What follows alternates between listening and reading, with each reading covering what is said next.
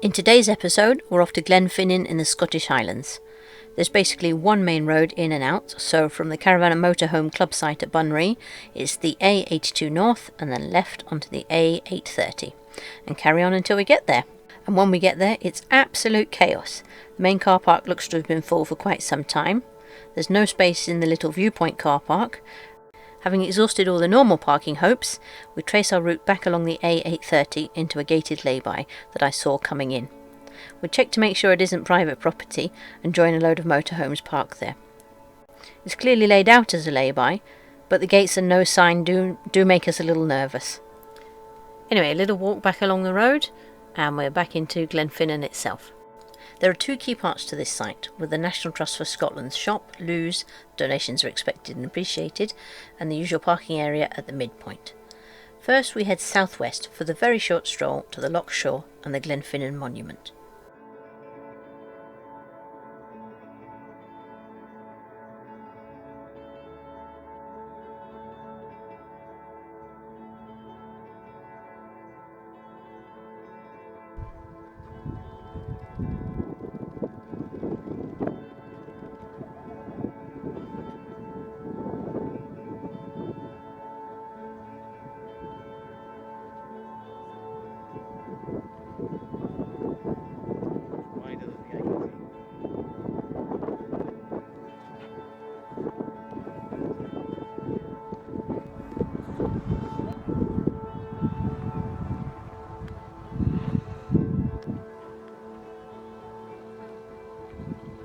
Yeah.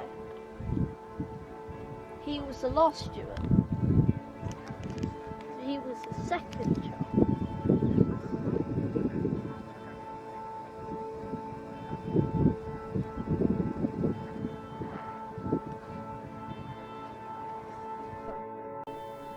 The monument marks the beginning of the Jacobite rising, where in 1745 Prince Charles Edward Stuart, or Bonnie Prince Charlie as he's more colloquially known, raised his standard on the shores of Loch Shiel. The tower itself was built in 1815, once the Jacobite cause was no longer judged to be a political threat. But the anonymous Highlander on the top wasn't added until 1835. The National Trust for Scotland took over its care in 1938, and apparently hundreds of Jacobite enthusiasts gather at the tower every 19th of August to remember the Rising of 45. As you'll have seen from some of the photos earlier on, there were some historically dressed enthusiasts when we visited. This group apparently part of the international clan of MacDonald, and having travelled here from the US to put on a display and salute passing motorists. All of them? Yeah, of course.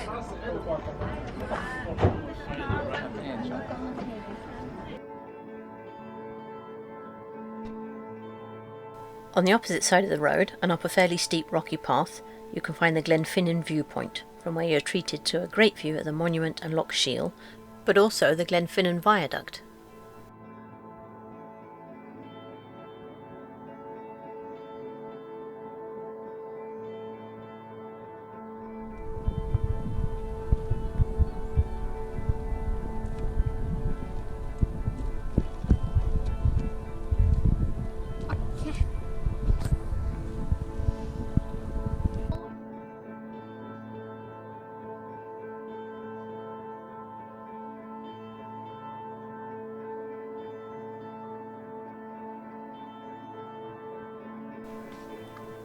Harry Potter fans will probably be overcome by excitement up here, because not only is the viaduct the very one that the Hogwarts Express is seen running over, but the shores of Loch Shiel here and that small island were used in the filming of the Triwizard Tournament.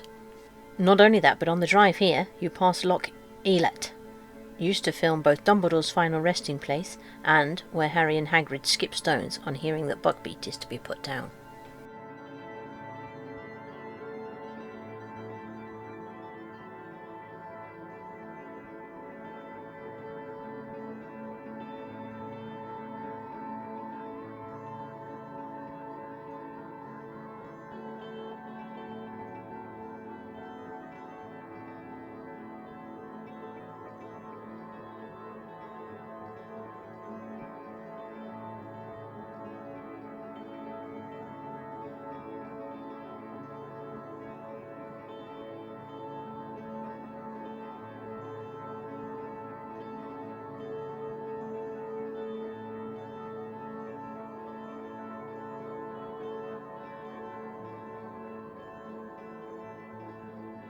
Up here at the viewpoint, if it's not too busy, you can find a little spot for a picnic. Because our boys are fairly sensible now, we scrambled up near the top to perch on an outcrop of boulders, with stunning views across both the south towards the monument and the loch, and north towards the viaduct. The viaduct itself was built between 1897 and 1898 under the instruction of Sir Robert McAlpine, and amazingly it's built entirely of concrete. There are 21 arches, each spanning 15 metres, and the highest is 30 metres above the valley floor. Of course, you'll recognise the viaduct from the Harry Potter movies, where the Hogwarts Express is played by the Jacobite steam locomotive. Glenfinnan Station, which is behind the trees to the far left, is about halfway between Fort William and Mallaig, and in the summer tourist season you can also ride the steam train between the two. Unfortunately, the first running of the 2019 season is tomorrow on Good Friday, so we just get to see the local diesel service using the viaduct today. Back in 2009, this train line, the West Highland line, was voted the top rail journey in the world by readers of Wanderlust magazine, ahead of the likes of the Trans-Siberian line in Russia and the Cuzco to Machu Picchu line in Peru. We didn't get a chance to ride this West Highland line, although we have travelled the Machu Picchu to Cuzco line, and I reckon the readers of Wanderlust are probably correct. A little stroll back down the path, and we come back down into the Visitors Centre and Museum, which tells you all about the history of the monument itself.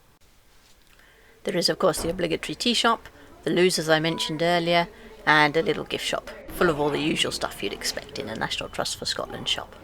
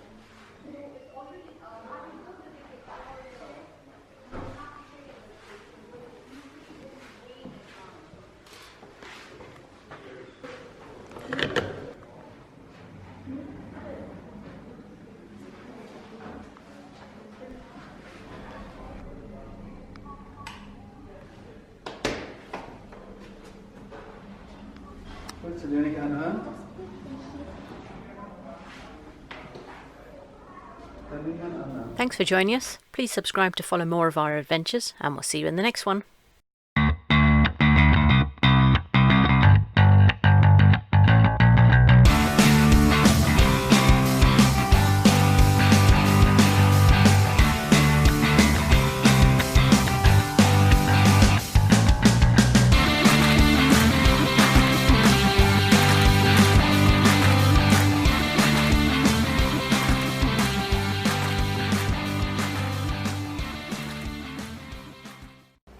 There's an audio tour thing over here, guys.